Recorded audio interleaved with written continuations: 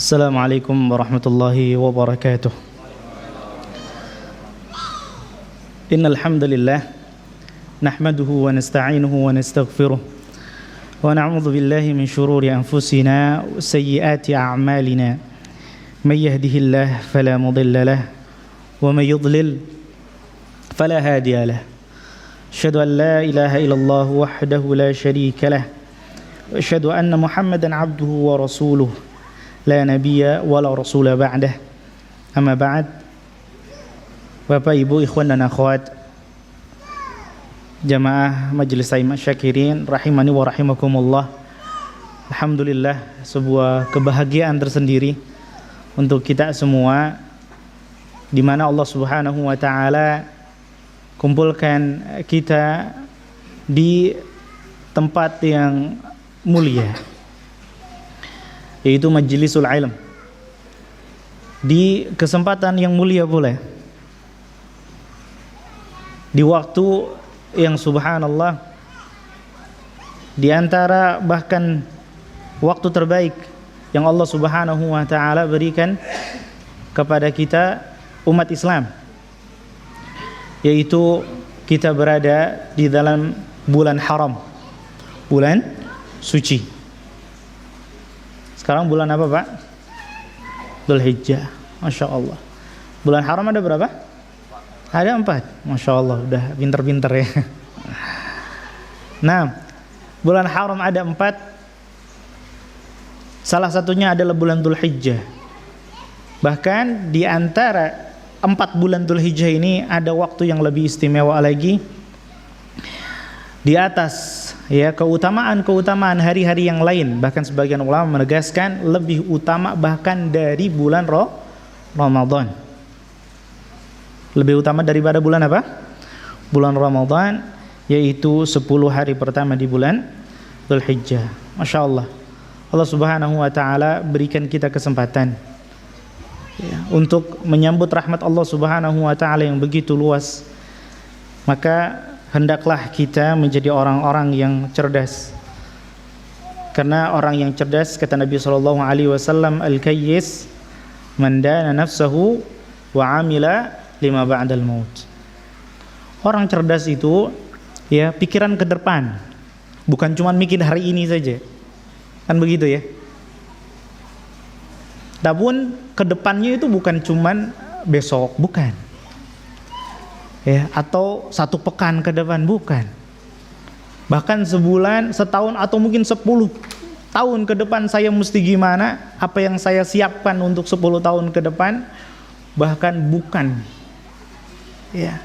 Namun orang yang cerdas jauh lebih itu pikirannya, yaitu apa? Mandana nafsahu, mengoreksi dirinya. Ya. Mengoreksi itu artinya apa? Cari kesalahan. Cari kesalahan, muhasabah, bukan cari kelebihan. Nah, karena apa? Cenderungnya kita lebih mudah melihat sisi baik diri kita sendiri dibanding sisi buruknya.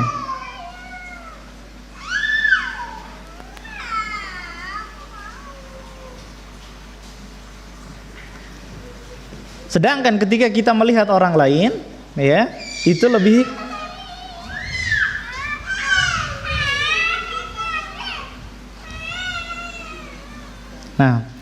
lebih apa? Lebih mudah melihat kesalahan orang lain daripada baiknya. Nyata atau nyata? Ya. Mau bukti, Pak? Mau bukti? Masya Allah. Buktinya adalah ya, kita sudah tahu betapa buruknya diri kita, tapi nggak pernah kita benci diri kita sendiri. Udah berapa kesalahan kita buat selama hidup kita? Pernah nggak kita benci sebenci itu sama diri kita? Nggak. Tapi kalau kita lihat, ikhwan, ada mungkin nyakitin hati kita, saudara kerabat barangkali melakukan 1-2 kesalahan. Lihat mantu misalnya punya 1-2 kekurangan, ya. Atau dia bandingkan mertua dengan orang tuanya, Ya, dalam satu dua sisi itu subhanallah. Mudah kali kita membenci orang. Oh, nggak baik dia sama ana. Ya, terjadi tidak, Pak? Subhanallah. Maka seharusnya orang yang cerdas adalah mandana nafsahu. Itu orang yang selalu bermuhasabah. Ya. Dijeli, dia teliti, dia sensitif dengan semua kesalahan yang ada pada dirinya. Makanya Allah Subhanahu wa taala berfirman apa? Fala uqsimu bin nafsil lawwamah. Ya, aku bersumpah dengan jiwa yang lawwamah. Lawwamah adalah bentuk hiperbola, bentuk lebih, al-mubalaghah dari bentuk laim, yaitu mencela. Lawwamah itu artinya yang banyak mencela. Siapa mencela siapa? Ya, jiwa yang pencela ini siapa mencela? Siapa? Yaitu diri kita yang banyak mencela diri kita sendiri. Ya. Mulai dari akidah, mulai dari tauhid kita, seberapa yakinnya kita sama Allah Subhanahu wa ta'ala. Mulai dari ibadah, seberapa khusyuknya kita dalam salat kita. Mulai dari akhlak, ya, seberapa bahagianya pasangan kita hidup dengan kita. Ya. Seberapa terpenuhinya hak-hak keluarga kita dari kita, saudara semuslim kita dari kita, dan seterusnya dan seterusnya. Mandana nafsahu, yang itu semua untuk apa? Wa amila. Ada orang yang muhasabah, mengkoreksi dirinya sendiri, kemudian mencela dirinya sendiri, habis itu sudah selesai. Iya, ternyata ana belum baik. Ana mah apa atuh? Ikhwan kemarin sore, emang sebelumnya apa? Akhwat? Enggak ya? Nah,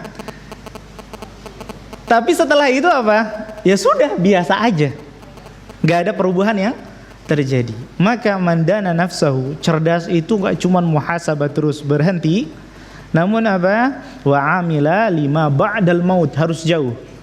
Dia kerja bukan untuk mencukupi kebutuhan sebulan dia, atau jangka mungkin 3 tahun 10 tahun ke depan, namun kerja yang dia lakukan harus bisa mencukupi kehidupan dia setelah meninggal.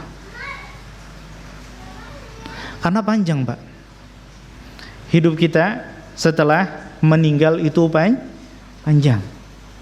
Subhanallah. Orang diuji hidup miskin, yang mungkin tadinya kaya, ya, rumah megah, mobil mewah, kemudian tiba-tiba Allah Subhanahu wa ta'ala uji hidupnya dengan ekonomi yang sempit, itu akan sangat terasa sekali, ya, setahun, 2 tahun, 10 tahun, subhanallah, itu seakan-akan seluruh dunia nggak ada yang memihak dia. Padahal cuman hidup di dunia lama-lama paling berapa, Pak? Ada yang sampai 100 tahun?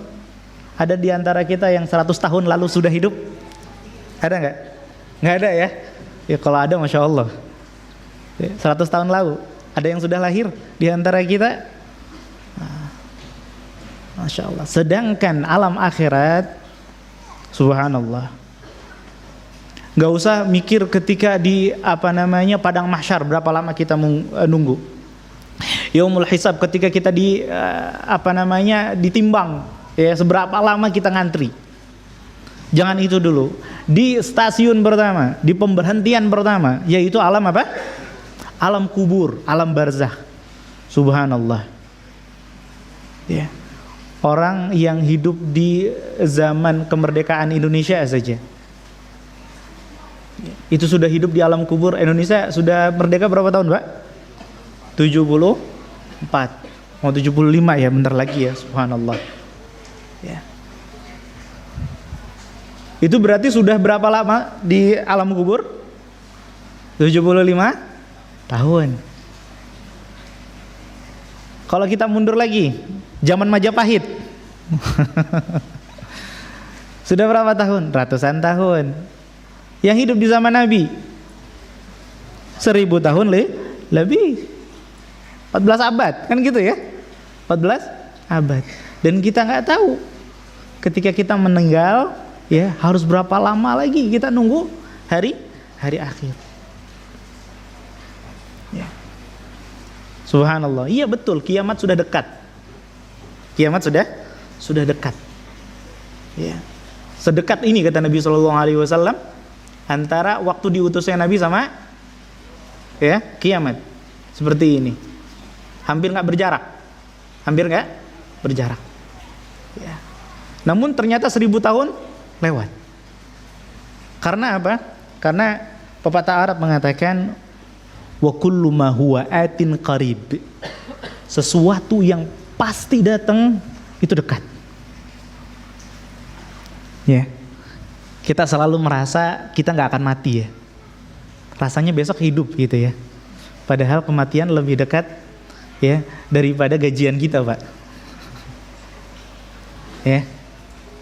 Subhanallah. Kematian itu lebih dekat daripada urat leher kita. Kematian itu lebih cepat daripada yang kita sangkakan. Maka subhanallah, ya betul kata Nabi SAW, al-kayyis mandana nafsahu. Ya, orang yang cerdas, ya artinya dia gunakan itu akal, otaknya. Allah beri dia akal, dia otak untuk mikir. Ya. Cuman kebanyakan di antara kaum muslimin, mudah-mudahan kita bukan termasuk di antaranya, jarang berpikir. Artinya apa? Merenung. Yang dia pikirkan cuman yang hari ini saja, makan. Subhanallah. Namun merenungi yang tadi kita sebutkan, sisi akidahnya, seberapa ya terikatnya hati kita kepada Rabb kita Allah Subhanahu wa taala. Kualitas ibadah kita, seberapa jeli kita mengkoreksinya. Ya. Akhlak kita terhadap orang-orang terdekat kita dan seterusnya. Nah, itu harus betul-betul digunakan otak kita ini, hati kita ini yang Allah sudah beri, ya, diamalkan. Artinya dibuat dia beramal, bekerja,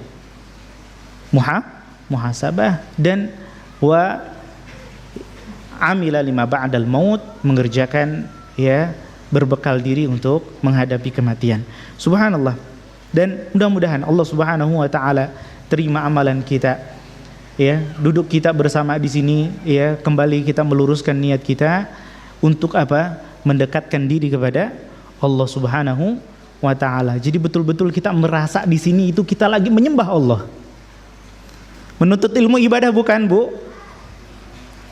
Menuntut ilmu ibadah bukan? Ibadah. Ya.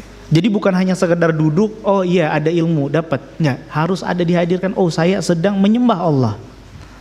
Artinya saya sedang mendekati Allah. Sedang berharap ada ridha Allah turun kepada saya. Itu harus dihadirkan itu. Dan itu yang sering kita ya udah berangkat aja. Lihat jam lagi, udah 15 menit. Lihat jam lagi, udah 1 jam. 15 menit, alhamdulillah mau selesai, gitu kan. Habis ini acara apa lagi, gitu kan?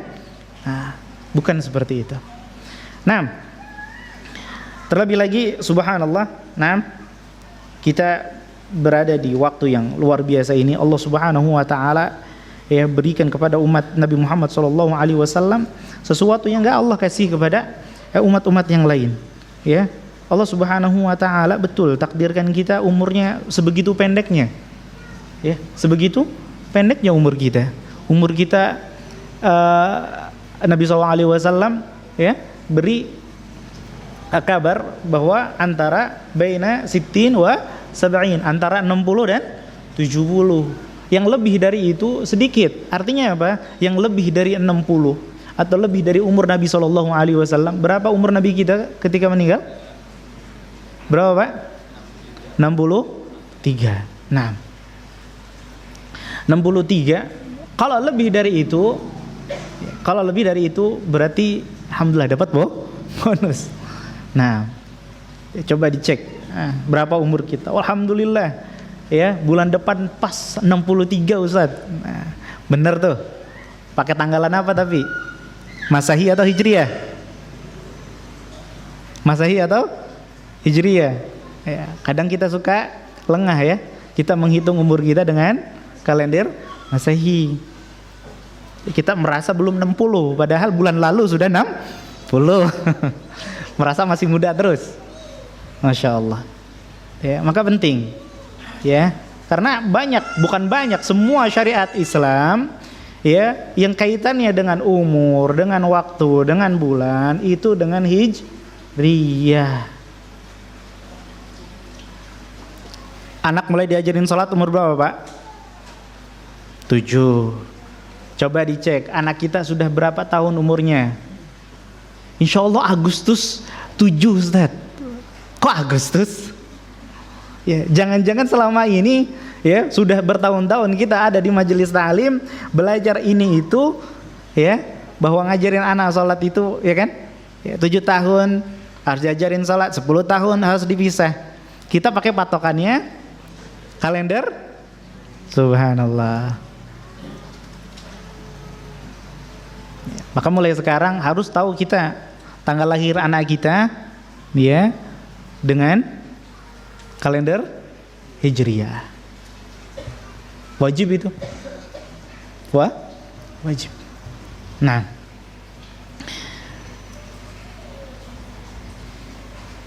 taib.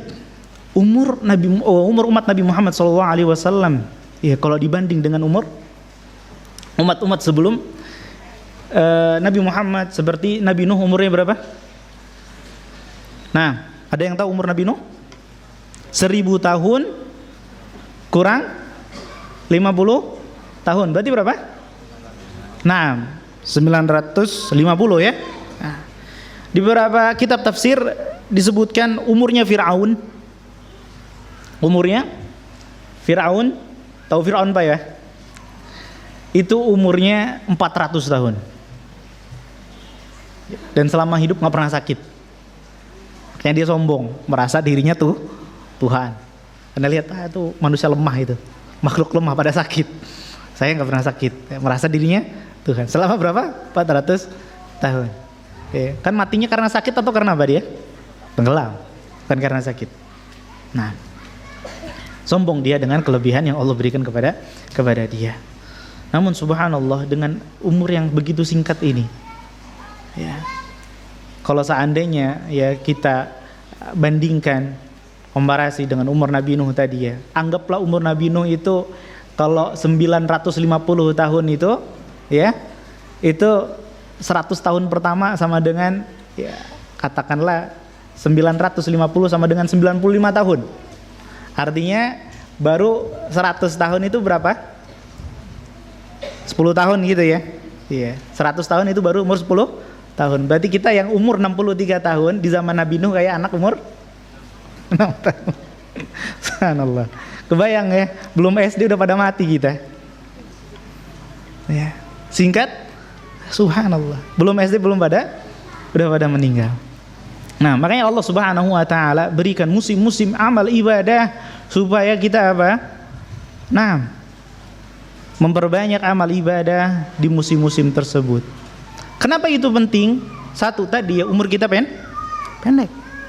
Kita nggak punya banyak waktu untuk mengumpulkan perbekalan amal ibadah. Kedua, sudah toh umur pendek, kalaupun kita ya maksimalkan untuk beribadah seumur hidup, ya dapatnya ya tadi ya umur 6 tahun. Ya, apa yang bisa dilakukan oleh anak kecil 6 tahun? Bisa beribadah apa dibanding yang 950 tahun tadi. Ditambah lagi subhanallah, nah hari-hari kita dipenuhi dosa. Ya, sebagian ulama ya merenung, sebagian salaf ya, bermuhasabah tadi, mandana nafsahu. Kalau seandainya kita ya, selama hidup ini, katakanlah sekurang-kurangnya Satu hari buat satu dosa, kan begitu ya? Satu hari buat satu dosa. Satu pekan berapa Pak? 7 hari. Satu bulan? 30 hari. Kemudian dikali 1 tahun berapa? Masya Allah. Kita udah hidup berapa tahun Pak? Ya. Banyak atau banyak sekali? Masya Allah. Gak harus nunggu 1 hari kalau zaman sekarang. Buka HP, ya, subhanallah. Buka HP, geser 1 menit, waduh subhanallah, itu nyangkut semua dosa di mata kita. Yang auratnya, yang musiknya, yang subhanallah.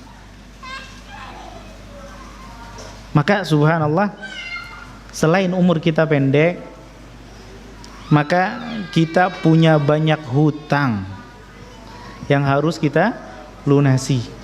Yang hutang itu, hutang-hutang dosa itu terus menggerus. Bukan hanya pahala kita Pak, bukan hanya pahala kita. Apa yang tergerus? Iman kita. Apa yang tergerus? Iman kita. Semangat kita dalam beramal soleh, itu pasti ngaruh ya.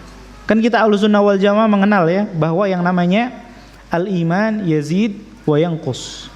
Iman itu bisa bertambah, bisa berkurang. Bukan pahalanya saja, bukan pahalanya saja, tapi kemampuan kita untuk menambah pahala itu juga berkurang.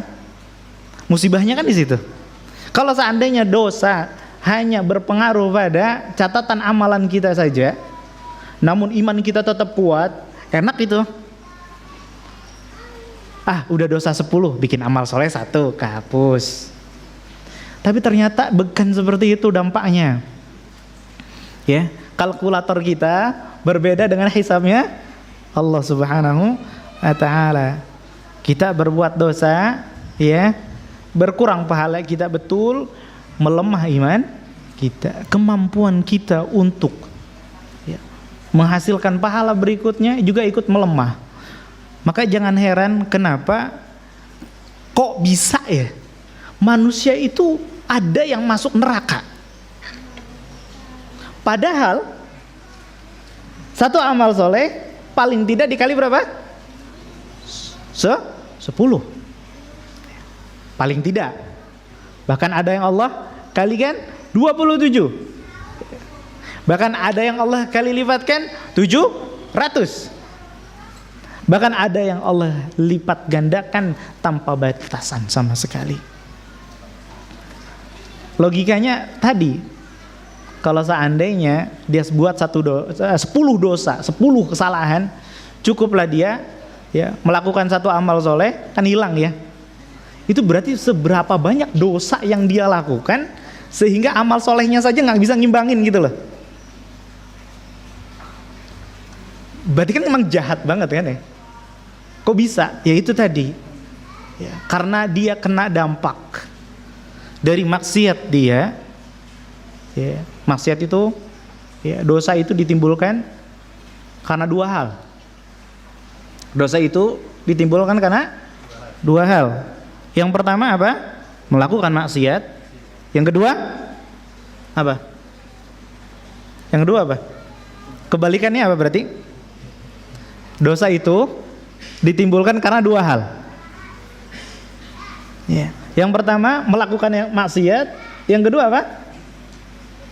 Apa kira-kira? Memfasilitasi maksiat. Masya Allah, itu termasuk dari maksiat, melakukan. Yang kedua adalah meninggalkan yang wajib.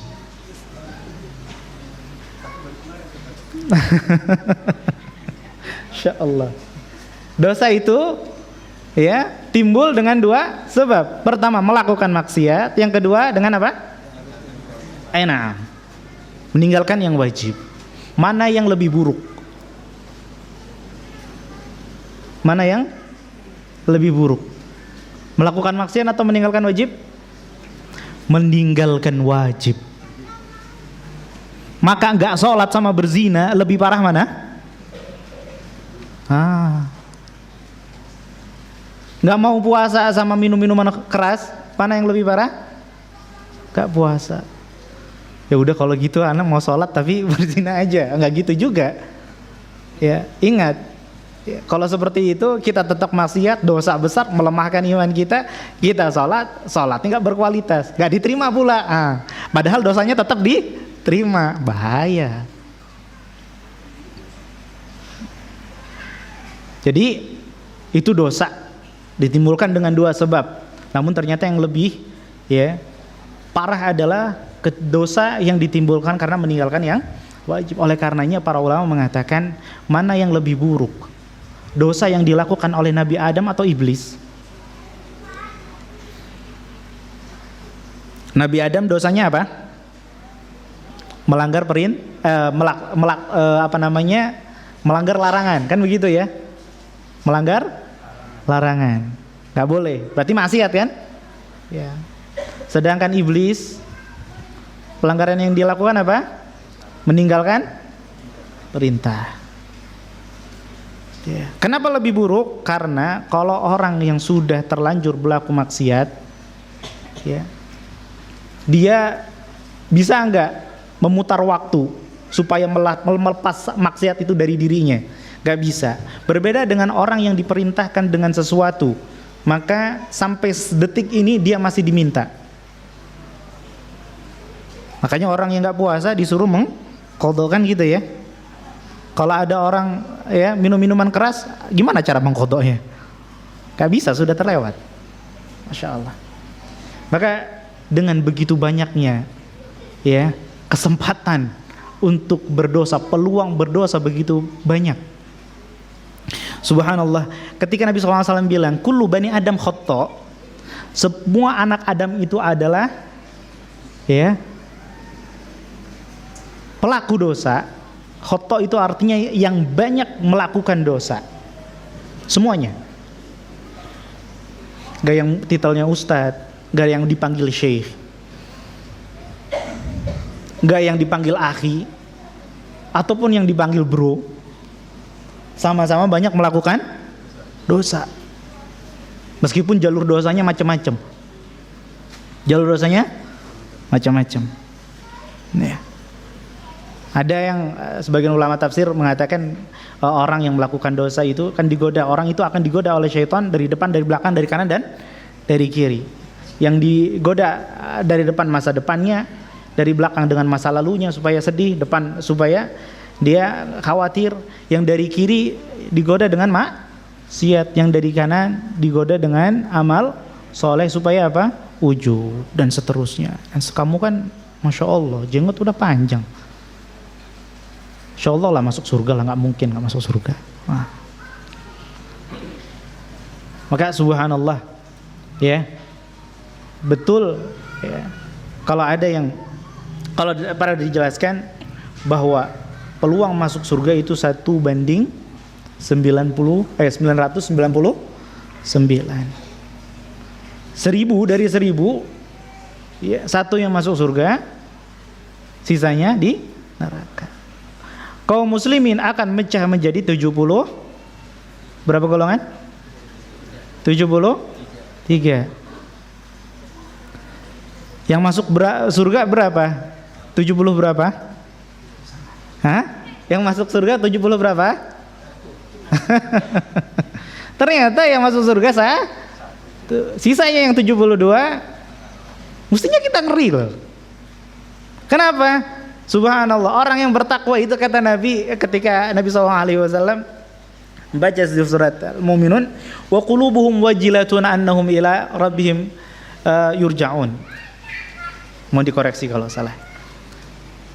Yaitu orang-orang yang hatinya takut ya, menerima kenyataan bahwa dia akan kembali kepada Allah Subhanahu wa taala. Aisyah nanya, apakah mereka orang-orang yang berzina, minum khamar? Ternyata bukan. Ya. Mereka adalah orang-orang soleh, ahli ibadah, ya, akhlak luar biasa, tauhidnya paling kuat, namun tetap tidak pernah merasa aman. Jadi kalau kita merasa di sini alhamdulillah sudah muslim, dapat hidayah sunnah pula insya Allah. Ya. Surga lah pastilah. Ya. Belum jaminan. Belum jaminan. Ya. Karena judul atau syarat masuk surga itu bukan karena di mana kita duduk di majelis taklim mana, bukan. Itu urusan masing-masing kita. Urusan masing-masing kita. Urusan masing-masing. Ya. Yang kita bisa lakukan ya dengan jujur hati kita ya adalah terus berusaha, dan Allah Subhanahu wa taala akan melihat usaha kita. Subhanallah. Dan begitu banyak amalan ya yang bisa kita lakukan di bulan Dzulhijjah ini ya. Namun jangan bersedih ya, meskipun peluang begitu besar untuk menghasilkan dosa sebagai manusia pula yang banyak akan dosa ini, maka Allah Subhanahu wa taala memberikan bulan Dzulhijjah ini musim untuk menambal semua kekurangan kita. Ya, coba kita lihat diri kita seberapa seriusnya, seberapa semangatnya kita ya untuk menambal, membayar hutang-hutang ya, dan menambah rekening pahala kita. Ya, kalau rekening dolar ya semangat, masya Allah ya, siang malam kerja. Giliran rekening pahala ya sudahlah yang wajib-wajib saja. Nah, maka Nabi SAW sabdakan, ma min ayyamin al-amalu salihu fiha ahab ilallahi min hadhihi al-ayyam al-ashr. Gak ada satu hari pun ya, mau bulan Muharram, Safar, terus apa habis Safar? Hafal insyaallah Pak ya. Muharram, Safar, terus Dzulhijjah, Muharram, Safar, Dzulqa'dah. Subhanallah. Kita harus lebih semangat lagi untuk menghafal bulan-bulan Islam. Tadi kan sudah dijelaskan di awal, subhanallah, kita ini masih banyak kurangnya, banyak PR kita. Rukun Islam hafal, alhamdulillah. Maka hafalkan bulan-bulan Dzulhijjah sebagaimana kita hafal rukun Islam dan rukun iman. Ya, sedih memang betul. Kita sedih sama diri kita, kenyataan bahwa kita ya akrab dengan kalender Masehi. Kalau dulu dosen Ana bilang bukan kalender Masehi, kalender Salibi. Ya, kalender Salibi, mimbabi tanfir katanya, ya, supaya kita lebih menjauh saja, artinya lebih dekat dengan kalender Hijriah. Muharram, Safar, Rabi' Awal, Rabi' Tsani, Jumadal Ula, Jumadal Ukhra, Al-Akhirah, ya. Rajab, Sya'ban, Ramadan, Dzulqa'dah dan Syawal, Dzulqa'dah dan Dzulhijjah, ya, maka enggak ada satu hari pun yang bisa menyaingi hari-hari 10 hari pertama di bulan Dzulhijjah. Subhanallah. Ya, artinya pahala, ya, waktu terbaik untuk mendapatkan pahala terbanyak adalah sekarang. Subhanallah. Coba kita bandingkan waktu 10 hari pertama ini dengan Ramadan. Ramadan amal ibadah semangat gak Pak? Semangat, luar biasa, Masya Allah. Puasa pula kita, puasa dijalankan. Al-Quran ada target hataman, Masya Allah. Apalagi sedekah bahkan sudah ada jadwal tuh. Hari pertama sekian rupiah, hari kedua ya nanti dibagi tanggal sekian, nanti kita bagi sembako untuk A, B, C, D. Masya Allah, luar biasa. Maka subhanallah ya, hari ini lebih besar pahalanya dari hari itu ya. Bahkan amal-amal saleh yang kecil saja fadilahnya lebih utama daripada selain bulan Dzulhijjah di 10 hari pertamanya. Maka subhanallah, ada yang tanya, seorang sahabat bertanya, ya Rasulullah, walal jihad fisabilillah. Bahkan amalan yang sederhana saja dilakukan di bulan Dzulhijjah. Apa kira-kira? Kalau kita ada pertanyaan nih, misalnya kita ujian nih, ya sebutkan amalan sederhana yang bisa antum lakukan sekarang. Kira-kira itu jawab apa? Zikir. Siapa lagi? Baca Quran, Masya Allah. Apa lagi?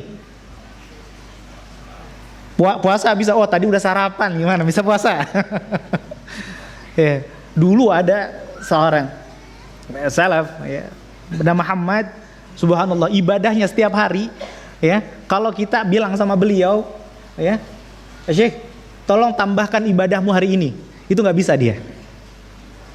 Nggak bisa. Karena apa? Udah maksimal, udah full. Ya, subhanallah. Yang mudah-mudah tadi ya, ada yang zikir, baca Quran. Senyum Pak ya? Senyum, Masya Allah. Iya, senyum. Alhamdulillah kita termasuk bangsa Indonesia adalah bangsa periang. Ya, yang mudah senyum. Alhamdulillah. Ya, Allah Subhanahu wa taala berikan jibillah, sifat bawaan kepada yang Allah kehendaki. Sebagian sahabat ada yang al-hilmu wal ana, orangnya santai, enggak buru-buru dan suka maafin orang. Itu Allah sudah kasih dan itu terpuji. Alhamdulillah kalau seandainya kita ya dilahirkan sebagai bangsa yang mudah tersenyum. Maka kata beliau, ya, sahabat ini bertanya, "Walal jihad fisabilillah ya Rasulullah?" Amalan sederhana di bulan Dzulhijjah emangnya sebegitu dilipat gandakan? Ya, seberapa banyak sih fadilahnya? Kali lipatnya seberapa banyak? Ya, kalau dibanding dengan jihad fisabilillah itu apakah sama atau lebih? Gitu ya. Padahal kita tahu kalau jihad fisabilillah itu kata Nabi SAW, ra'sul amri al-Islam. Semuanya itu kepalanya adalah Islam. Ya. Wa amuduhus shalah, tiangnya adalah salat. Wa dzirwatu sanamihi, ya, ujung punuknya, ya, sanam itu punuk onta. Maksudnya apa? Puncaknya itu adalah al-jihad fisabilillah. Ya. Puncak ibadah kita adalah apa? Jihad. Ketika hati kita begitu ringan untuk jihad fisabilillah.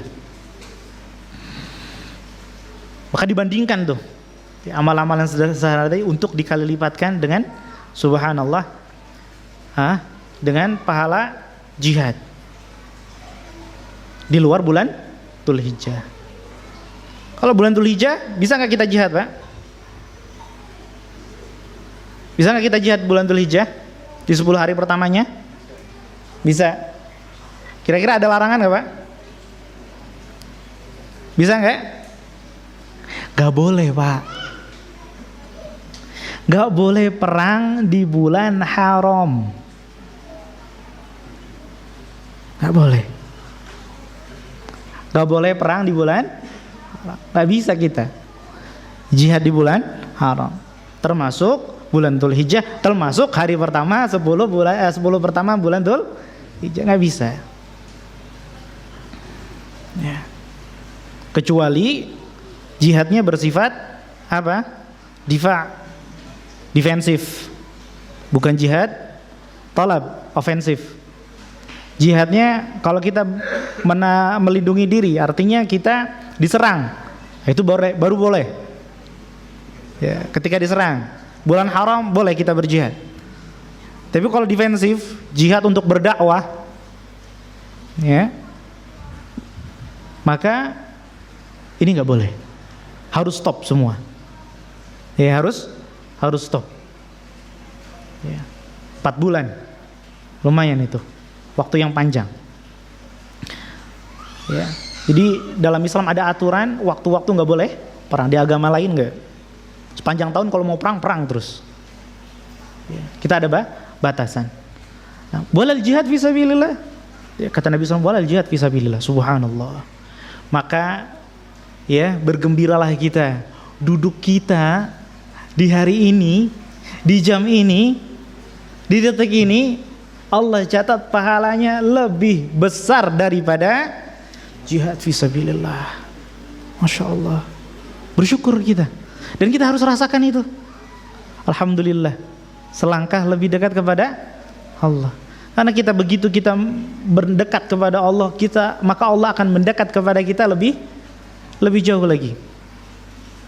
dan begitu seterusnya. Subhanallah. Bersedekah, bersedekah, maka itu lebih, Allah akan lipat gandakan, ya, lebih afdal daripada jihad fi sabilillah. Jadi minimal pahala yang kita dapat dari setiap amal soleh pada bulan Dzulhijjah adalah melebihi jihad fi sabilillah. Kecuali kata Nabi sallallahu alaihi wasallam, illa rajulun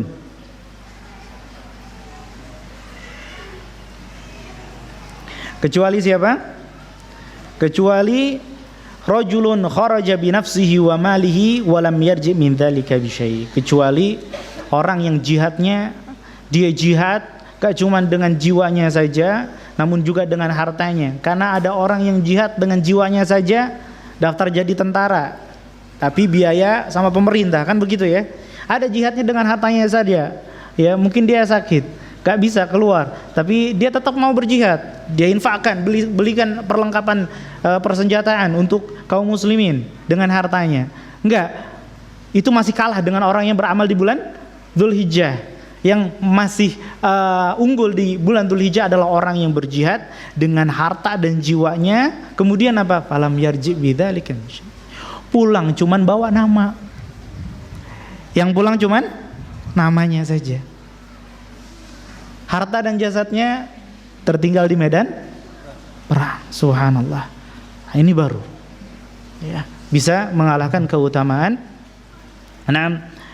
fadilah beramal soleh di bulan Dzulhijjah.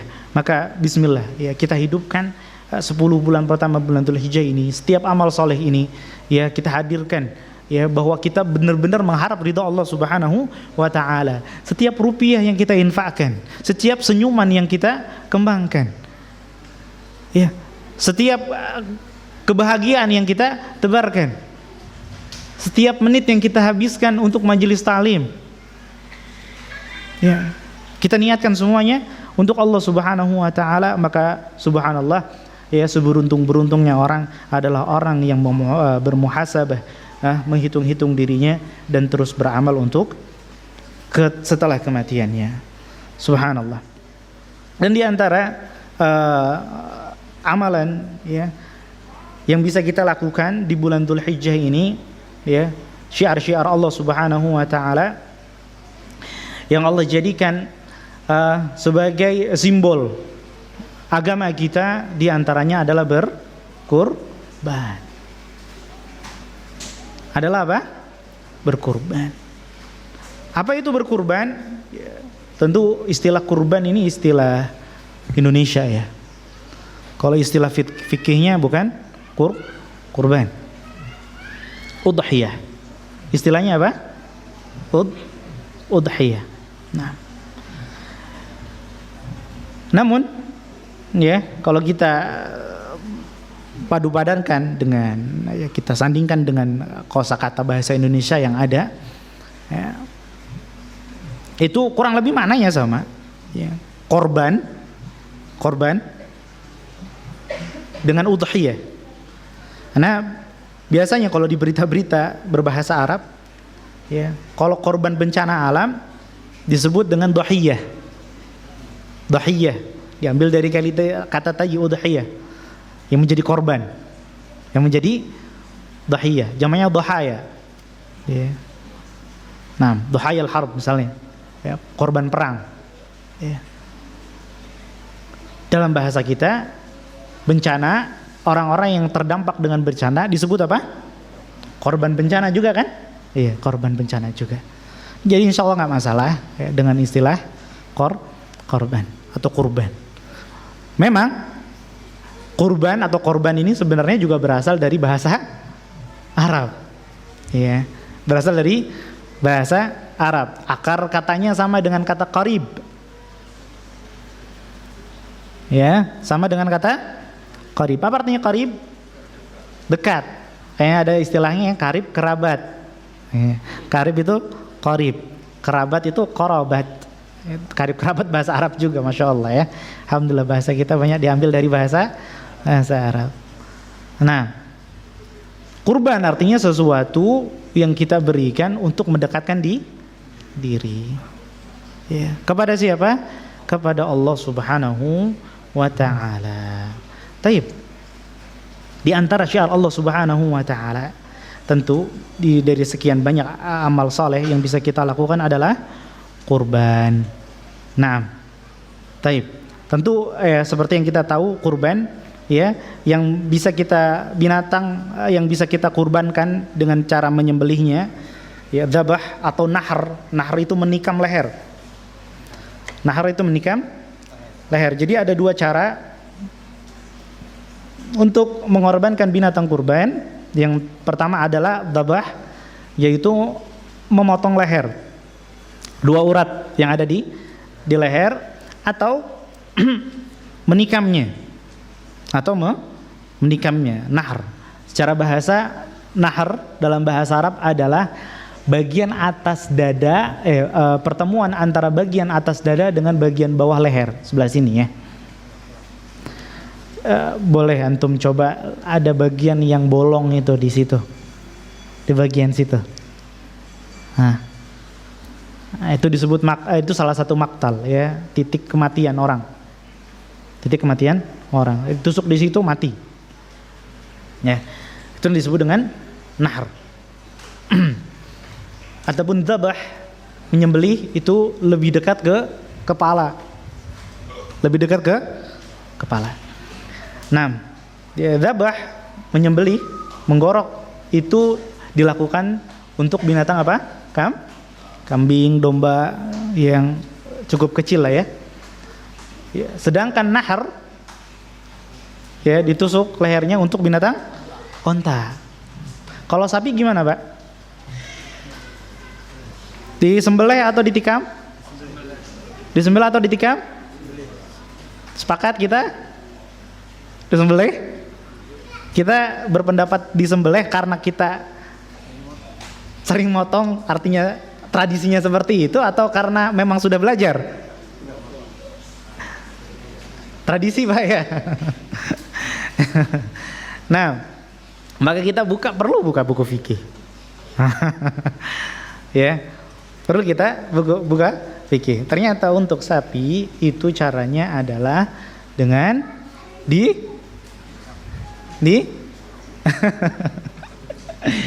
ya, ditikam atau disembelih. Alhamdulillah. Ya. Nah, ada beberapa sapi-sapi yang subhanallah badannya luar biasa besar ya, untuk menumbangkan sampai bisa menyembelihnya agak kesulitan, maka bisa digunakan dengan cara nah, adapun kambing ya, kalau kambing butuh berapa orang Pak nyembelih? Satu orang yang pegang pisaunya, yang megangin sekampung. Kalau di kita ada yang sudah bisa menyembelih kambing satu orang? Alhamdulillah, masya Allah. Kalau anak sendiri belum bisa, ya, masih dipegangin, ya. Bertiga biasanya ya, sama yang pegang pisaunya, paling nggak bertiga. Kalau Rasulullah SAW cuma sendiri. Ya. Dulu waktu di pesantren itu ada salah satu guru jadi Saudi, subhanallah, ya, mudah sekali nyembelih kambing sendirian. Kalau kita jangankan kambing, ayam aja nggak bisa sendirian, kan begitu ya? Nyembelih ayam aja nggak bisa sendirian. Nah, nggak apa-apa. Yang pasti yang harus diperhatikan adalah baca Bismillah. Baca Bismillah. Nah, Bismillah, kemudian bacanya apa Pak kalau sembelih? Bismillah, Allahu Akbar. Ya. Sama wa kabbar. Nabi SAW membaca Bismillah dan takbir. Bismillah ya Allahu Akbar. Bismillah Allahu Akbar. Bismillah Allahu Akbar. Nah, sekali cukup. Nah, kemudian dia mau sebutkan ya, dia sembelihan ini dari siapa ya, maka dia sebutkan. Nah, taib, yang binatang yang bisa kita gunakan untuk menyembelih apa aja Pak? Yang bisa untuk dijadikan kurban? Kambing ya, dengan segala jenisnya ya. Nah, terus kemudian apa? Sapi. Kemudian unta. Bagaimana dengan kerbau? Bisa tidak? Nah, kenapa bisa? Kan dia bukan sapi atau sapi? Kerbau itu sapi bukan, Mbak?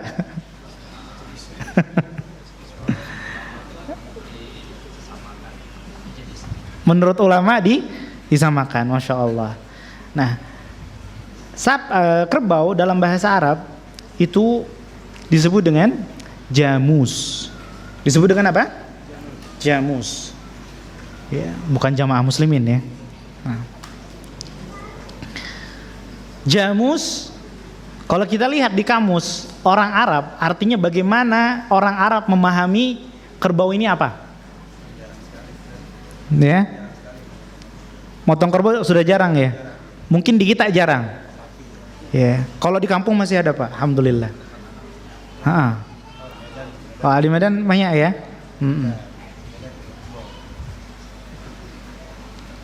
Itu disebutkan makna jamus adalah nau'un min anwa'il baqar.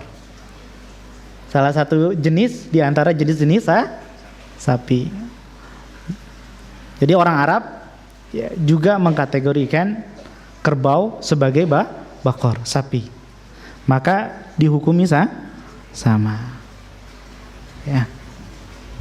Jadi boleh nggak kurban pakai kerbau? Boleh.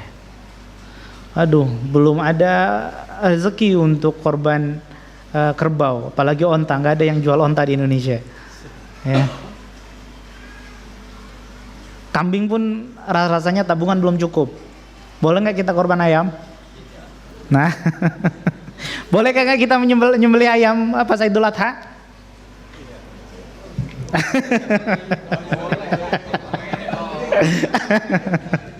Masya Allah. Kalau sembelih ayam boleh, tapi jangan lupa bismillah itu. Namun sebagai bentuk peribadatan kurban yang sudah ada aturannya, maka itu tidak cukup. Tidak cukup meskipun kita punya 1000 ekor ayam kita sembelih semua. Ya, 1000 ekor ayam. Ayam sekarang berapa harga, Pak? 35 sekilo. Ya, kalau yang hidup.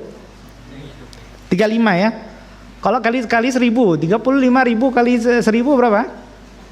Banyak. 35 juta. Ya. 1 ekor sapi. 7 ekor kambing. Tetap saja sah nggak sebagai sembelihan kurban? Tidak sah, meskipun harganya sama dengan 1 ekor sapi. Tapi boleh tidak? Ya boleh. Boleh. Nah, jadi itulah syariat. Bukan seberapa hebat besarnya kita keluarkan. Capek Pak nyembelih 1000 ekor ayam, Masya Allah. Itu pegel kali. Ya, akan lebih ringan nyembelih 1 ekor sapi dengan orang yang sama. Bukan berarti ini berarti lebih afdol dengan 1000 ayam. Enggak juga. Itulah syariat Islam. Jadi jangan gunakan kalkulator kita ya untuk menghitung-hitung pahala dengan akal kita sehingga kita mengira hitungannya sama dengan hisabnya Allah Subhanahu wa taala. Ya, bukan seperti itu menjalankan syariat. Nah, kalau kambing kira-kira minimal itu berapa umur, Pak? 2 tahun. 2 tahun masuk bukan tahun, 2 tahun, 1 tahun. Kambing itu cukup 1 tahun. Kalau untuk yang ya domba, yang gemuk. Ya. 6 bulan, betul. Barakallahu fiik. 6 bulan. Kalau untuk kambing kurus ya, kambing kacang ya, yang berjenggot ya, kupingnya panjang, berjenggot, Masya Allah. Nah, itu paling nggak 1 tahun masuk ke tahun ke-2. Kalau yang 6 bulan berarti masuk bulan ke-7. Nah, ketika kita beli, tanya pedagangnya, umur berapa tahun ini? Oh ini umur 1 tahun. Atau tanya misalnya, habis ya kambingnya? Iya ini, yang 1 tahun habis, tinggal 1 ini, ya, dia belum genap 1 tahun ini, nggak bisa kita beli ini. Ya, setelah dicek ternyata 1 tahunnya 1 tahun apa, Pak? Lagi Masehi. Harusnya 1 tahun ini 1 tahun Hijriyah. 6 bulan pun 6 bulan Hijriyah. Beda 10 hari. Dikiranya belum sah padahal sudah sah. Nah, kita juga harus menghidupkan yang seperti ini sama para peternak.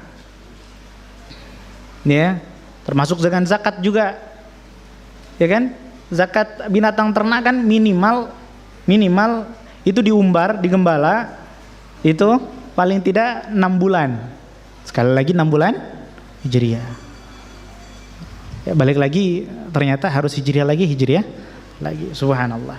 Nah itu subhanallah, ini amalan ketentuan ya yang Allah Subhanahu wa taala syariatkan melalui nabinya tentang kurban. Yang jadi pertanyaan, apa fadilah berkurban? Ya. Semangat kita subhanallah untuk berkurban, namun apa fadilah berkurban? Kita akan bacakan beberapa hadis ya tentang keutamaan berkurban. Baik.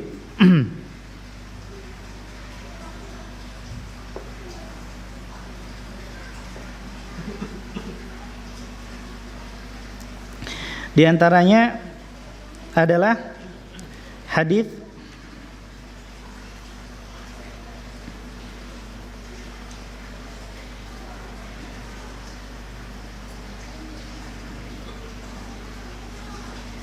Taib.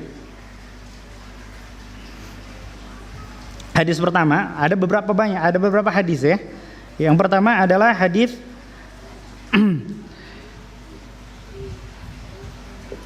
yang berbunyi ma'amil ibnu Adam yauman nahri amalan ahabba ilallah azza wa jal min ihraqid dam wa innaha la ta'ti yaumal qiyamati biquruniha wa asy'ariha wa adlafiha wa anna ad-damma la yaqa'u minallahi bimakan qabla an yaqa'a minal ardi fatibu biha nafsa. Nah, diantaranya tidaklah seorang ibnu Adam, anak Adam, ya, pada hari nahar, pada hari ke 10 bulan Dzul Hijjah, ya, beramal amalan yang lebih Allah Subhanahu wa taala cintai dari mengalirkan darah. Sesungguhnya nanti pada hari kiamat, ya, binatang kurban itu akan datang dengan tanduknya, ya, dengan bulu-bulunya, ya, dengan bagian-bagian tubuhnya, ya, dan sesungguhnya darah yang menetes itu, ya, sudah sampai kepada Allah Subhanahu wa taala. Nah, sebelum dia menyentuh tanah. Artinya dia sudah dapat pahalanya sebelum darah itu menyentuh tanah. Ya, fatibu biha nafsan, maka ya bergembiralah orang yang berkorban. Itu hadis pertama. Hadis kedua, ya, ada sahabat bertanya, "Ya Rasulullah, wahai Rasulullah, ma hadhil adhahi?" Apa ini? Kurban-kurban apa ini? Fadilahnya apa maksudnya? Sunnat abikum Ibrahim. Ini adalah sunnah ayah kalian Nabi Ibrahim. Qalu fama lana fiha ya Rasulullah. Terus apa pahalanya ya Rasulullah? Ya, disebutkan qala bi kulli sya'ratin hasanah. Pahalanya adalah sejumlah bulu binatang kurban tersebut. Ya. Qalu fas-sufu ya Rasulullah, qala bi kulli sya'ratin minas sufi hasan. Bagaimana dengan bulu? Kalau sya'rah itu artinya bulu yang lurus. Ya, kalau suf itu bol, ya, bulu yang melingkar itu, yang keriting. Bagaimana dengan suf bolnya? Maka sama, ya, setiap helai wolnya juga dihitung satu pahala. Ya, luar biasa tidak, Pak? Luar biasa, Masya Allah. Kemudian hadis ketiga,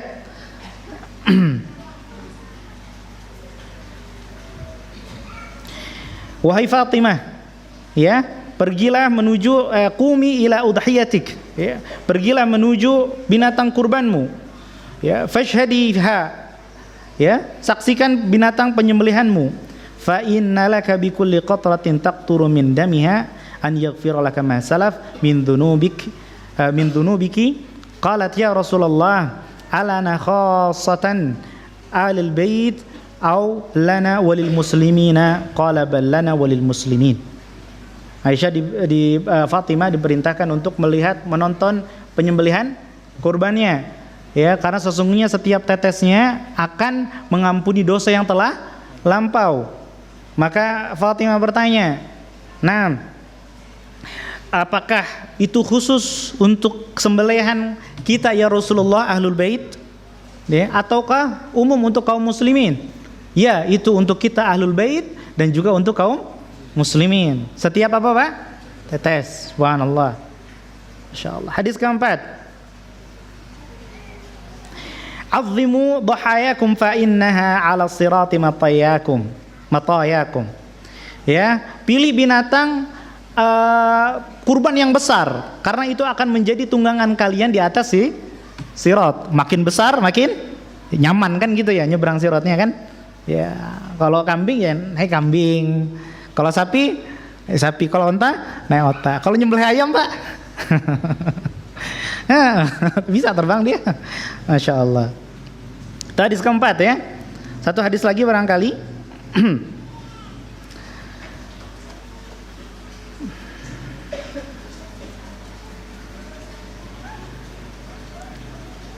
Man dhaha tayyibatan biha nafsuhu tayyibatun biha nafsuhu muhtasiban li idhiyatihi kanat lahu hijaban minan nar.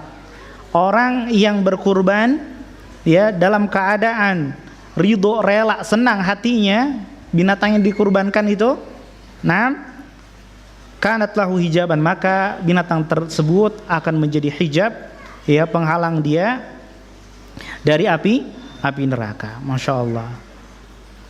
Taib. Ada hadis lain, innallaha ya'tiqu bikulli udwin minadh dhahiyyati udwan minal mudahhi.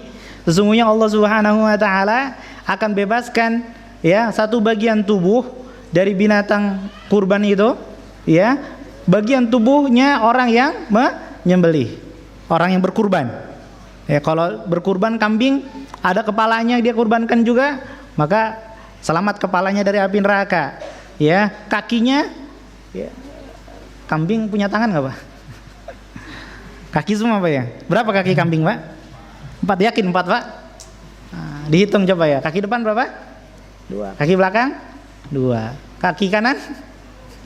Kaki kiri? Jadi berapa? Mulai ragu ya. Masya Allah. Nah, itulah filsafat, hati-hati ya. 4, jangan ragu. Nah, taib. Kalau kakinya juga dikorbankan, maka kalau badannya, berarti secara keseluruhan dia akan bebas dari api neraka. Nah, Masya Allah. Tapi subhanallah, ya, kita cukupkan sampai hadis itu dulu, masih banyak subhanallah, ya. Dan hadis ini, ya, kata Syekh Ibn Baz, nah, Abdul Aziz bin Baz, nah, beliau mengatakan hadis-hadis ini berkisar antara dhaif atau maudhu. Terus kenapa kita bahas, Ustaz? Nah, kenapa kita bahas? Ya, perlu. Kalau mungkin kita biasa bahas hadis-hadis ketika Ramadan, kan begitu ya, terkait Ramadan atau amalan-amalan tertentu di bulan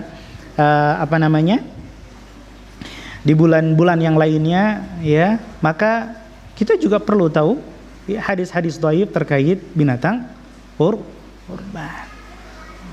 Ya, nggak jadi deh. Dapat apa saat kita berkurban? Dapat apa kita berkurban? Subhanallah. Ya, yang kita dapatkan paling tidak tadi yang sudah Nabi SAW janjikan tadi, jauh lebih besar dari apa yang disebutkan dari hadis-hadis dhaif dan maudhu tadi. Pahalanya orang yang berjihad itu apa sih? Subhanallah. Mungkin sebagian dai akan mengatakan, ya nggak apa-apa kan hadis-hadis doa, yang penting orang pada semangat. Agama kita nggak butuh,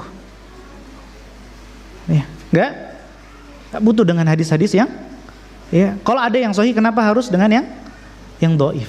Sempurna kok, sempurna. Maka sebagai penguat, maka cukuplah kita baca firman Allah Subhanahu wa taala. Di surat Al-Hajj. Di surat Al-Hajj ayat 34. Al-Hajj ayat berapa? 34. Kalau kita Ramadan, subhanallah, sebelum Idul Fitri itu kita beribadah, kata Allah Subhanahu wa taala, tujuan hadiah orang yang menyelesaikan puasa Ramadannya, ibadah di bulan Ramadan, dapat predikat apa, Pak? Masya Allah, predikat apa? Takwa. Itu yang didapat. Yang didapat orang yang, ya, melakukan sholat puasa, tarawih dan seterusnya, dapat predikat takwa. Terkhusus puasa. Nah, terus apa predikat orang yang menyembelih kurban? Pak Kurban, ya, bukan Pak Haji. Apa ini? Dicantumkan oleh Allah Subhanahu wa taala dalam surat Al-Hajj ayat 34. Al-Hajj ayat 34. Maka perhatikan, ya, ayat ini, subhanallah, ayat yang sangat agung, menjelaskan tentang kurban. Allah Subhanahu wa taala berfirman, likulli ummatin ja'alna mansaka. Setiap umat Allah Subhanahu wa taala sudah syariatkan, sudah Allah tetapkan syariat kurban. Di zaman Nabi Musa ada kurban? Ada. Zaman Nabi Isa? Ada. Ya. Zaman Nabi Saleh? Ada. Nabi Hud? Ada. Bahkan di zaman Nabi Adam. Ada nggak, Pak? Ada. Ya. Kisah anaknya Nabi Adam. Yang satu binatang kurbannya diterima, yang satunya tidak diterima. Jadi ini ibadah yang sangat agung. Bayangkan, gak semua syariat Nabi, dari mulai Nabi Adam sampai Nabi Muhammad SAW itu sama, tauhidnya sama. Tapi gak semua syariatnya sama. Kalau ada satu syariat bertahan dari Nabi Adam sampai Nabi Muhammad, itu berarti betapa agungnya, betapa cintanya Allah Subhanahu wa taala dengan syariat ini, subhanallah. Ya. Cinta siapa lagi yang akan kita harapkan kalau kita sudah mendapatkan cinta Allah Subhanahu wa ta'ala. Likulli ummatin ja'alna mansakan. Karena ciri cinta, orang kalau udah cinta, subhanallah, ya, mau mandi ingat, kan gitu ya. Mau tidur lihat plafon, ingat, subhanallah. Mau makan nyendok ke mulut, senyum-senyum sendiri, ya nggak? Ingat, ya. Bahkan mungkin kalau kerja di kantor, ngetik itu yang keketik nama dia semua itu. Masya Allah. Ingat terus, ya. Buka HP yang dicari status dia, kan gitu ya. Wah, akhi fulan, ya, ada status apa nih? Ya, biar nama anak muncul di listnya. Wah, subhanallah. Ya. Hati-hati yang seperti ini tapi, ya. Maka kata Allah, liyadhkurusmallah, supaya mereka, orang-orang yang berkurban itu menyebut nama Allah, mengingat Allah. Maka untuk kita yang berkurban, banyak-banyak berzikir, ya. Ketika Nabi SAW ditanya jihad apa yang paling afdal, maka Nabi SAW menjawab yang paling banyak zikirnya.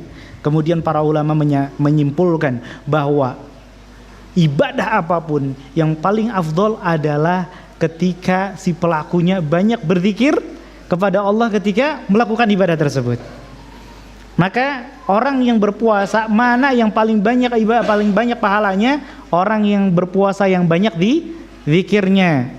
Ya, orang sholat mana yang paling banyak pahalanya? Orang yang banyak mengingat Allahnya. Ya, dan seterusnya, termasuk juga berkurban. Liyadhkurusmallah ala ma razaqahum ya, dari apa yang sudah Allah berikan kepada kita, ya, mimbahi matil an'am, berupa binatang ternak. Tapi kan anak bukan peternak, Ustaz. Subhanallah. Siapa yang di sini nggak pernah nyate? Ada? Oh, Masya Allah. Ada yang nggak pernah nyate? Ingat nggak tuh ketika nyate? Masya Allah, alhamdulillah. Ya, kambing bertanduk kalah sama manusia. Siapa yang di sini nggak pernah makan rendang, Pak? Sapi begitu besarnya dimakan sama manusia. Siapa yang menundukkan binatang tersebut kalau bukan Allah? Masya Allah. Lebaran, sandal baru, sepatu baru, terbuat dari kulit binatang. Rezeki bukan? Lalai kita, subhanallah. Ya, dapat gajian, alhamdulillah, bersyukur. Kita taruh tuh uang di amplop, gak pindah ke dompet. Terbuat dari apa dompetnya? Kulit pula, subhanallah. Kita lupa itu kulit terbuat dari binatang, binatang dari Allah. Kita lalai. Bahkan sabuk kita, jam tangan kita. Nah, apalagi? Subhanallah. Susu yang kita minum, ya, yang di kota itu, ya, kita mungkin kiranya itu dari mana? Kalau bukan dari binatang ternak, yang itu semuanya dari Allah. Cuman kadang kita lalai ketika melihat nikmat Allah di depan kita, nggak tahu ini asalnya dari mana, dari mana, dari mana. Subhanallah. Maka momen ini Idul Adha, ada binatang ternak, kita lihat prosesnya. Subhanallah. Dikuliti kan, Pak? Di bawah itu kulitnya ke tukang, ya, samak. Kita lihat itu, oh ternyata oh, subhanallah. Diperlihatkan oleh Allah Subhanahu wa taala supaya kita mengingat Allah dan bersyukur. Itu poinnya. Ya. Fa ilahukum ilahu wahid. Nah, dan supaya kita melihat betapa nilai tauhid yang ada pada ibadah kurban, pelajaran tauhid yang ada di kurban tersebut, ya, begitu Allah Subhanahu wa taala ingin tunjukkan bahwa agama Islam adalah agama yang sesuai fitrah. Kalau kita lihat agama lain, ada nggak yang menjual binatang kurban? Ada nggak? Ada tidak? Ada nggak, Pak? Selain Islam, ada nggak ritual menyembelih kurban? Pernah lihat? Nggak pernah lihat. Tapi ada nggak kira-kira? Ya. Kafir Quraisy dulu nyembelih nggak? Buat siapa tapi nyembelihnya? Nyembelih nggak? Nyembelih, Pak. Ya. Oh, berarti kita kurang jauh mainnya. Fenomena kesyirikan dengan binatang kurban itu terjadi, bukan hanya terjadi pada masyarakat di luar non muslim, tidak hanya pada masyarakat jahiliyah, ya, atau non muslim di zaman sekarang ini, namun terjadi juga di tengah-tengah kaum muslimin. Pernah lihat ritual larung laut, sedekah laut? Pernah lihat, Pak, ya? Disembelih, terus kepalanya dibuang ke mana? Buat siapa? Penunggu laut. Kan seperti itu, ya? Ya. Padahal itu kalau di sop lumayan itu, Pak. Subhanallah. Lihat cara musyrikin, ya, mereka menyembelih itu menghadiahkan yang sesembelihannya untuk tujuan mereka, untuk dewa-dewa mereka, untuk setan-setan mereka.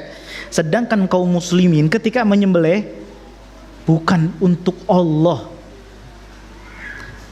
Maka Allah Subhanahu wa taala tegaskan, la yanallahu luhumuha wala dimauha. Yang sampai kepada Allah, yang kalian persembahkan untuk Allah itu bukan dagingnya, bukan pula darah, walakin yanaluhu taqwa minkum. Yang nyampe kepada Allah adalah apa? Ketakwaan kita kepada Allah Subhanahu wa taala. Masuk akal, karena setelah penyembelihan, apa yang terjadi dengan sembelihannya? Diapakan itu dagingnya? Dicacah, dibagi kepada kaum muslimin, kemudian dimakan. Jadi untuk siapa? Untuk makhluk, bukan untuk buang. Subhanallah. Ada di satu daerah Nepal, kita sebut saja, Itu ada tradisi 5 tahun sekali itu ribuan, ratusan ribu binatang ternak nggak disembelih, dipancung.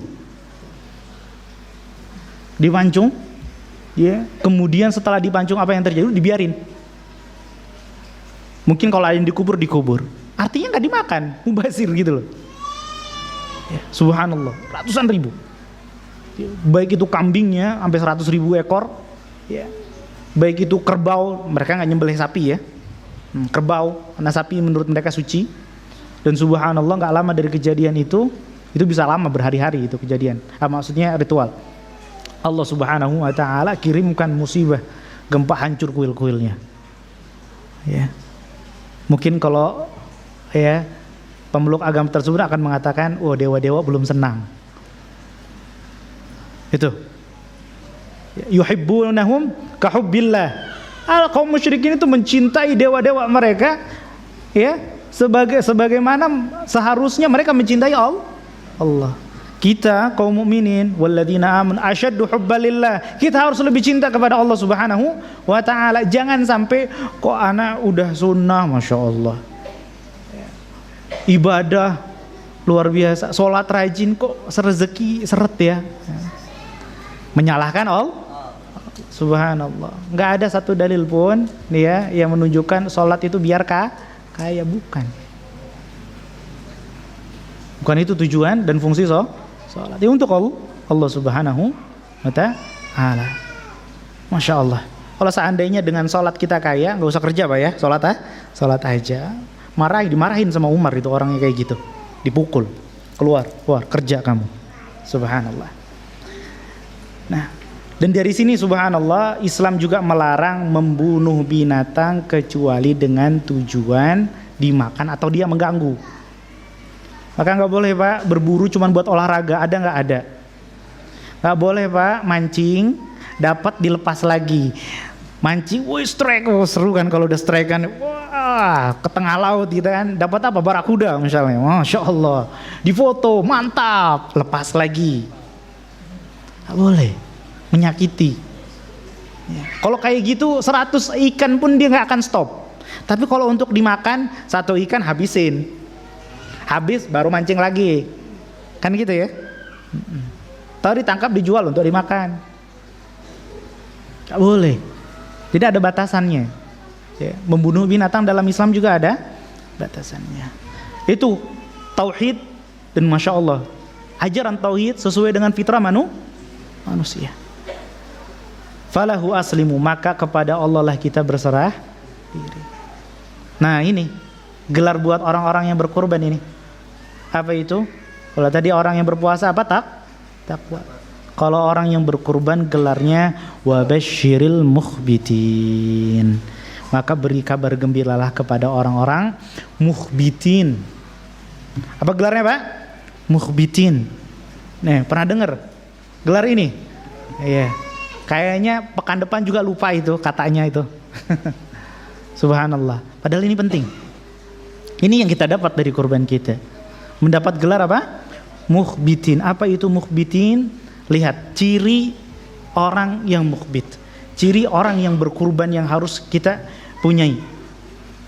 Di sini para ulama tafsir dari kalangan salaf menjelaskan apa itu al-mukhbitin. Wa basyirul mukhbitin. Naam, mukhbitin artinya al-Imam Mujahid menyebutkan bahwa makna mukhbitin adalah mutmainin, orang yang tenang hatinya. Bukan orang yang gampang galau, punya masalah pusing, ada masalah dikit pusing, enggak. Mutmainin. Kenapa? Karena dia ingat selalu kepada Allah Subhanahu. Kalem, enggak pernah kelihatan stres, enggak pernah merasa ada tekanan hidup. Ya, ini luar biasanya orang yang berkurban. Karena logikanya seperti ini. Orang yang nahan maksiat, ya sudah, berarti dia hanya sekedar menahan saja. Orang yang melakukan ketaatan, ya, orang yang melakukan ketaatan, ya, dia beramal soleh seperti itu ya. Adapun orang yang berkorban, ya, itu levelnya adalah ketika dia ya, bisa memberikan yang seharusnya dia dapat hak itu, harusnya dia dapat hak itu, tapi dia lepas haknya. Itulah berkurban. Harusnya dia dapat hak itu, tapi dengan tenangnya dia lepas hak. Itu luar biasa itu. Nah, wa basyiril mukhbitin, ini perkataan Imam Mujahid, Dhahak dan Qatadah juga mengatakan bahwa yang namanya orang yang berkorban itu mukhbitin al-mutawadhi'in, yaitu orang-orang yang rendah hati. Bukan yang ketika korban selfie, cekrek. Ya, bukan yang alhamdulillah posting, alhamdulillah hari tahun ini bisa kurban. Ya, atau enggak ada tulisan apapun ya, binatang kurbannya dengan kalung ada namanya di foto, cekrek, masya Allah. Enggak ada cerita-cerita seperti itu. Mutawadhi'in, rendah hati. Bukan hanya tentang binatang kurbannya, tapi dalam segala hal. Ya, di majelis ta'lim barangkali, ya, enggak pernah merasa dirinya yang paling berjasa, ya. Kepanitiaan masjid misalnya, atau kepanitiaan kurban itu sendiri, ya. Wah, ini kalau nggak ada anak kacau ini panitia ini, masya Allah. Ya. Berarti nggak mutawadhi, nggak pernah merasa punya jasa lebih terhadap kesuksesan yang dia mungkin terlibat di dalamnya. Berat tidak Pak? Luar biasa ini. Dalam keluarga juga demikian. Nih kan Abi sudah, wah, disebut. Ini bukan mukhbitin. Nah, al-mutawadhi'in, orang yang selalu memandang orang lain lebih mulia daripada dirinya. Kalau sudah melihat, yang itu tetangga saya nggak pernah ngaji, mendingan saya. Nah, itu berarti sudah bukan mukhbitin lagi, gagal dia Idul Adha kali ini.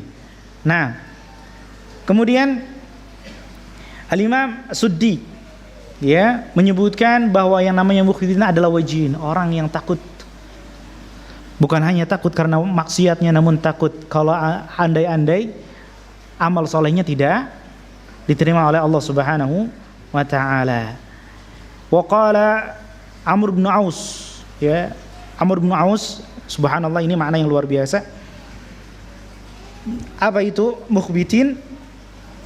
Yaitu al-mukhbitun alladzina la yadhlimun, orang yang tidak menzalimi orang lain lisannya, ya, gak pernah gibah. Subhanallah, orang kira gibah itu kerjaan ibu-ibu saja. Enggak Pak, bapak-bapak kalau udah gibah itu ngeri gitu. Oh iya, itu kemarin akhi fulan ana lihat kayak gitu. Oh pantesan, nah, masya Allah, iya loh, pantesan pas hari ini nggak ada di wow, makin, oh iya, mas, masya Allah, dia tuh dekatnya sama akhi yang situ lagi, wah, oh nyambung ya ternyata, oh makin mantap lagi itu, ya, gosipnya, makin digosok, kinsip, kan gitu gosip kata orang, subhanallah, nggak pernah menzalimi orang lain, ya, baik dengan lisannya, dengan tangannya, ya, atau dengan perbuatannya dan seterusnya, ya. Cukup? Enggak.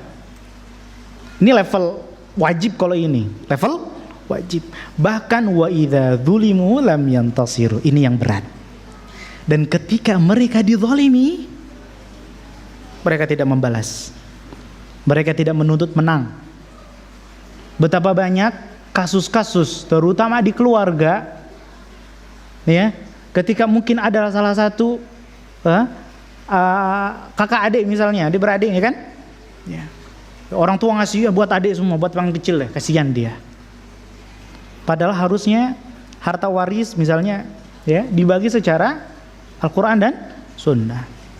Ada yang nggak dapat. Atau misalnya orang meninggal, nggak punya anak, nggak punya ayah, nggak ada anak laki-lakinya, harusnya saudara dapat. Dia ambil semua sama istrinya.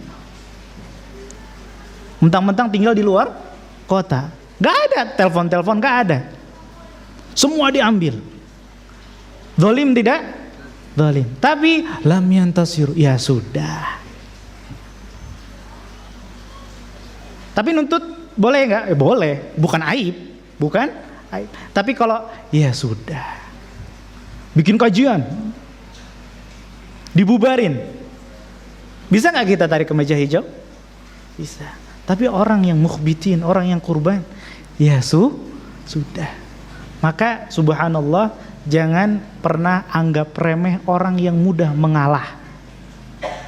Ya jangan gitulah Pak, masa Abi ngalah terus gitu misalnya. Gimana? Nanti gimana hidup kita? Wa basyiril mukhbitin.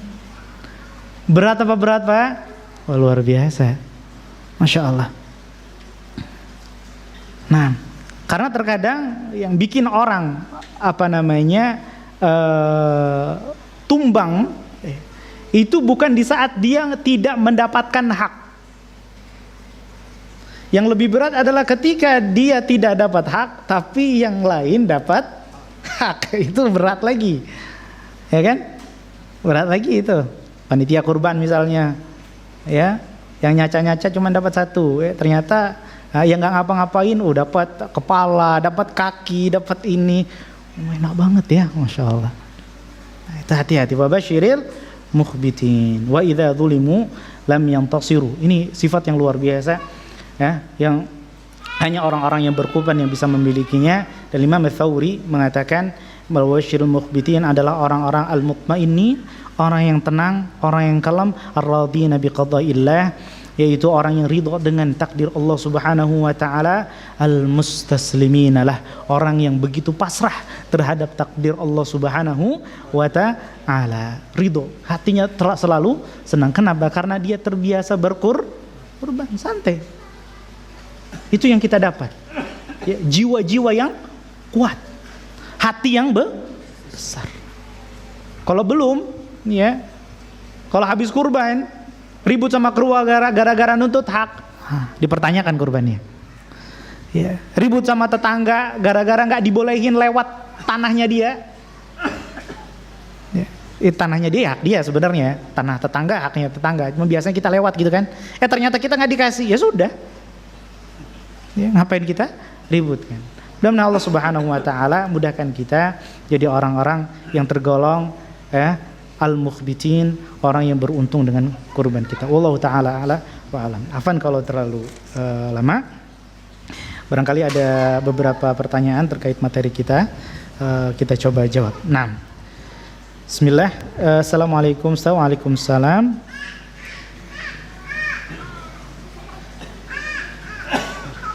Aktivitas ibadah apa saja yang dilakukan Rasulullah SAW di 10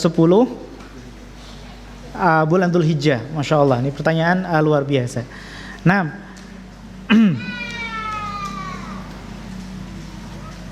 sedangkan yang anda tahu, tidak ada riwayat khusus, ya, 10 bulan Dzulhijjah amalan-amalan tertentu Nabi SAW melakukannya di 10 bulan Dzulhijjah selain, ya, puasa di tanggal 9. Ada riwayat menyebutkan kan Nabi SAW yasumu tis'a Dzulhijjah. Nabi SAW, ya, berpuasa 9 Dzulhijjah. 9 Dzulhijjah.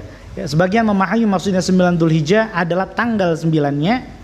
Tanggal 9-nya, sebagian memahami maksudnya adalah 9 hari. Artinya boleh berpuasa dari tanggal 1, 2, 3 dan seterusnya sampai tanggal 9.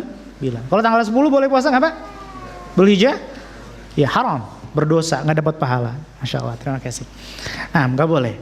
Adapun sisanya maka kita berbanyak amal, ya, terutama amal-amal wajib. Ya, salat kita tingkatkan, ya, sedekah kita berbanyak, ya. Baca Quran kita, ya, kita tambah dan seterusnya, ya. Kita secara umum perbanyak amal soleh di dalam 10 bulan Dzulhijjah. Nah, jadi amalan-amalan tertentu hanya itu saja, puasa terutama di 9 tanggal 9 Dzulhijjah atau disebut dengan puasa Arafah. Wallahu taala a'la wa alam. Ustadz, bolehkah niat beli kambingnya setelah tanggal 10? Karena kambing lebih murah. Boleh. Boleh tidak? Boleh. Kan tanggal 11 masih boleh berkurban? Masih. Hari tasyrik. Hah? Tanggal 12 boleh nggak? Boleh. 13 boleh? Boleh. Tapi ada tapinya.